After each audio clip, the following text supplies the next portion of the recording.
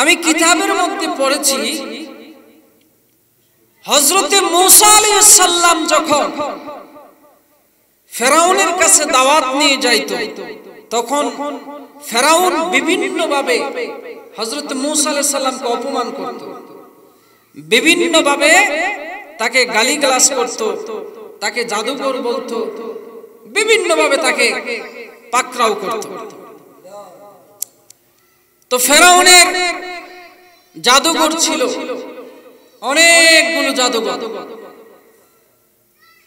তো ফেরাউনের জাদুকরদেরকে নিয়ে আসছে এবং মূসা আলাইহিস সালামও গেলেন। তো আল্লাহর পয়গম্বর হযরত মূসা আলাইহিস সালাম মাত্র একটা মুজিজা দেখালেন। একটা মুজিজা দেখানোর পর ফেরাউনের যত জাদুকর ছিল সমস্ত জাদুকর মূসা আলাইহিস সালামের মুজিজা দেখে তাদের দিল পরিবর্তন হয়ে গেছে। সুবহানাল্লাহ বলেন। দেখেন হেদায়েত যে কিভাবে নসিব হয় এটা বোঝানোর জন্য আমি আপনাদেরকে কথাটা বলতেছি। তো মূসা আলাইহিস সালাম যখন একটা মাত্র মুজিজা দেখালেন, ফেরাউনের জাদুকররা মূসা নবীর মুজিজা দেখে তাদের দিল পরিবর্তন হয়ে গেছে, তাদের অন্তরের মধ্যে আল্লাহ পাকের ভয় ঢুকে গেছে। বলি না সুবহানাল্লাহ। নবীর মুজিজা দেখানো কি সাধারণ কথা? সাধারণ কথা না। নবীর মুজিজা মানে আশ্চর্য। কি আশ্চর্য কিছু দেখাবে। তো জাদুকররা কি করলেন? সাথে সাথে সেজদায় পড়ে গেলেন। সেজদায় পড়ে মূসা আলাইহিস সালামকে বলতেছেন যে আমরা বিশ্বাস করেছি আপনি আল্লাহর পয়গম্বর, এতে কোনো সন্দেহ নাই। বলি না সুবহানাল্লাহ। সাথে সাথে কি করলেন? তারা কালেমা পড়ে মূসা আলাইহিস সালামের কাছে মুসলমান হয়ে গেলেন। বলি সুবহানাল্লাহ। তো দলের লোক যদি চলে যায় তাহলে নেতার কষ্ট হবে কি হবে না? জোরে বলেন, হবে কি হবে না? তো ফেরাউন বলতেছে তোমরা আমার দল থেকে ছেড়ে যেতে পারবে না, যদি চলে যাও তাহলে তোমাদের বিশাল বড় ক্ষতি হবে, তোমাদের ছেলে সন্তান স্ত্রী কন্যা সবাইকে মেরে ফেলবে। তোমরা অতি তাড়াতাড়ি মূসার কালেমা ছেড়ে দাও, আমার দলে আবার চলে আসো।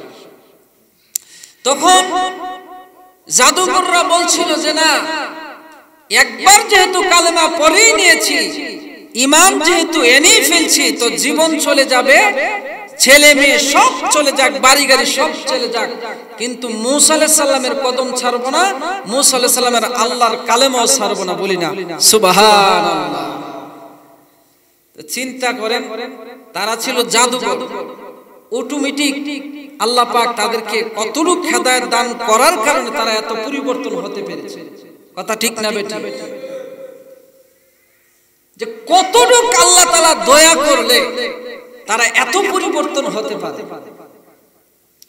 আল্লাহর নবীর সাহাবী হযরতে ওমর রাদিয়াল্লাহু তাআলা আনহু ইসলাম গ্রহণ করার পূর্বে উনি কি ছিলেন বলেন তো? কাফের ছিলেন। কি ছিলেন? জোরে বলেন, কি ছিলেন? যিনি আল্লাহ রাসূল সাল্লাল্লাহু আলাইহি ওয়াসাল্লামের নাম শুনলেই শরীরের মধ্যে রাগ উঠতো, ইসলামের কথা শুনলেই শরীরের মধ্যে রাগ উঠতো। তো হযরত ওমর রাদিয়াল্লাহু তাআলা আনহুর ক্ষমতা কিন্তু বিশাল ছিল, কাফেরদের লিডার ছিল। কাফেরের মধ্যে সবাই হযরত ওমর রাদিয়াল্লাহু তাআলাকে ভয় পাইত, এত ভয় পাইত তার সাথে কথাই বলার সাহস পাইত, এত ভয় পাইত। তো আবু জাহেল ঘোষণা দিল যে তোমরা যেইভাবেই হোক মুহাম্মাদের কল্লা নিয়ে আসো। বলি না নাউজুবিল্লাহ। হেদায়েত যে কিভাবে হয় এটা বোঝানোর জন্য আমি আপনাদেরকে বলতেছি কথাগুলো। জোরে বলেন, হেদায়েতের মালিক কে? আল্লাহ। কারণ হেদায়েত এমনি এমনি হয় না, হেদায়েত পাওয়ার জন্য আল্লাহর কাছে দোয়া করতে হয়। কি করতে হয়? দোয়া করতে হয়। আপনি যে পথভ্রষ্ট হয়ে যাচ্ছেন, গুমরা হয়ে যাচ্ছেন, জাহান্নামের পথে চলে যাচ্ছেন, এই জন্য দোয়া করতে হবে যে আল্লাহ তুমি আমাকে হেদায়েতের পথে রাখিও। ইহদিনাস সিরাতাল মুস্তাকিম, সরল সঠিক পথে আমাকে রাখিও। আল্লাহ তুমি তোমার জমিনে আমাকে গুমরাহি বানায়া জাহান্নামী বানায়া কবরে নিও। এই জন্য দোয়া করতে হবে কার কাছে? আল্লাহর কাছে সবসময় এই দোয়া করতে হবে যে আল্লাহ আমি নামাজ পড়তে পারি না, আমাকে তৌফিক দাও যেন আমি নামাজ পড়তে পারি। রোজা রাখতে পারি না, আমাকে তৌফিক দাও যেন আমি রোজা রাখতে পারি। আল্লাহ আমাকে ধন দাও যেন আমি দান সদকা করতে পারি, গরিব মিসকিনকে সাহায্য সহযোগিতা করতে পারি। এই জন্য দোয়া করতে হবে কার কাছে?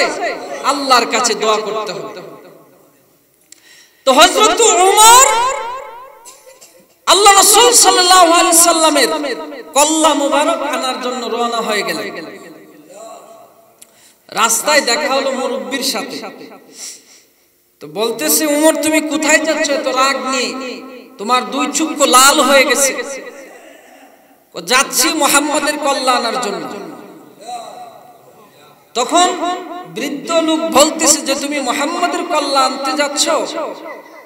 তুমি তো মুহাম্মাদের কল্লা আনতে পারবে না, কারণ মুহাম্মাদের কল্লা আনার সাহস তোমার এখনো হয় নাই। সুবহানাল্লাহ বলেন। উমর তো রাগী মানুষ, যদি পথের মধ্যে বুড়া বেড়াই কথা বলে তাহলে রাগ বাড়বো না কমবো? তো রাগ প্রচুর পরিমাণে উঠছে। হযরত ওমর বলতেছে রাগ বেটা তুই আমাকে এই কথা বললি, মুহাম্মাদের কল্লা আনার আগে তোর কল্লা আগে কাটবে।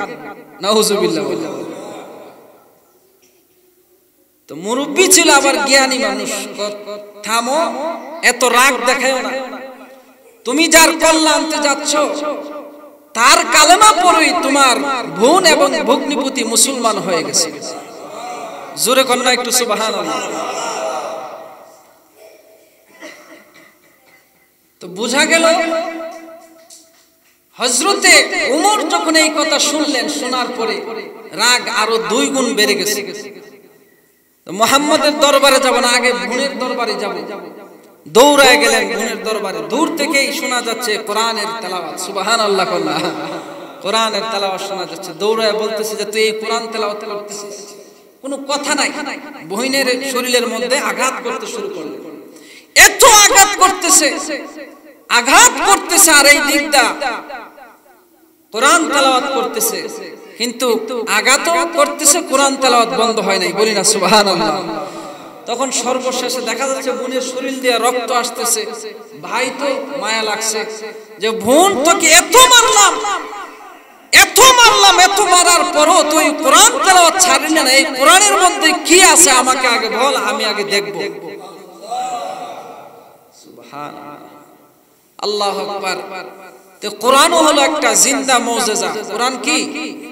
জিন্দা মুজিজা। কোরআনের হেদায়েত যারা নিতে পারছে তারা কিন্তু দুনিয়াও কামিয়াব, পরকালও কামিয়াব। সুবহানাল্লাহ। তো কোরআনকে ভালোবাসতে হবে কি হবে না? জোরে বলেন। কোরআনকে মহব্বত করতে হবে, সন্তানদেরকে কোরআনের শিক্ষা দিতে হবে, কোরআনের জ্ঞান দিতে হবে। আমার প্রিয় ভাইরা খেয়াল করে শুনবেন, হযরতে ওমর বলেন বোন আমার এত তোকে মারলাম, কিন্তু এই কোরআন তেলাওয়াত তুই ভুললি না, কোরআন তেলাওয়াত ছাড়লি না। বোন রে আমার, এই কোরআনের মধ্যে কি মজা পেয়েছিস আমাকে একটু বল, আমিও দেখব কি মজা আছে। বোন বলতেছে ভাই আমার, এই কোরআন তুমি পড়তে পারবা না, কারণ তুমি হইলা অপবিত্র, আর অপবিত্র অবস্থায় কোরআন স্পর্শ করা যায় না। তুমি যদি ওযু গোসল করে আসো, তুমি যদি পাক পবিত্র হয়ে আসো, তাহলেই তুমি কোরআন ধরতে পারবা। সুবহানাল্লাহ।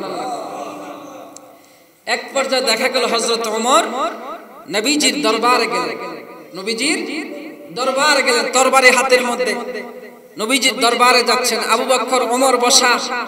ইয়া রাসূলুল্লাহ, ওমর এই দিকে আসতেছে, লক্ষণ বেশি ভালো না, আপনি অনুমতি দেন, ওমরের কল্লা আমরা এই মুহূর্তেই শিরচ্ছেদ করব। বলি না সুবহানাল্লাহ।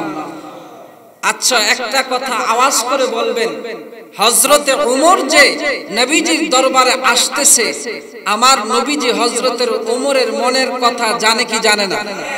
জোরে বলেন, জানে কি জানে না? এই বিশ্বাস আপনাদের আসেনি? আচ্ছা আমার নবীকে এই ক্ষমতা কে দিয়েছেন বলেন তো?